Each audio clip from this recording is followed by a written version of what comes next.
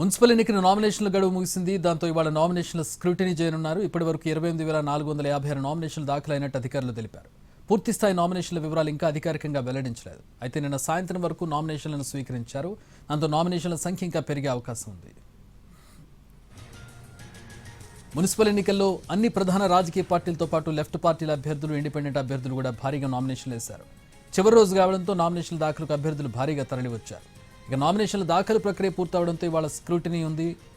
Reject అయిన అప్లికేషన్లకు సంబంధించి ఫిబ్రవరి 1వ తేదీన అప్పీల్కి వెళ్ళొచ్చు. 2వ తేదీన అప్పీల్కు సంబంధించి డిస్పోజల్ ఉంటుంది. 3వ తేదీన ఫైనల్ లిస్ట్ ప్రకటిస్తారు.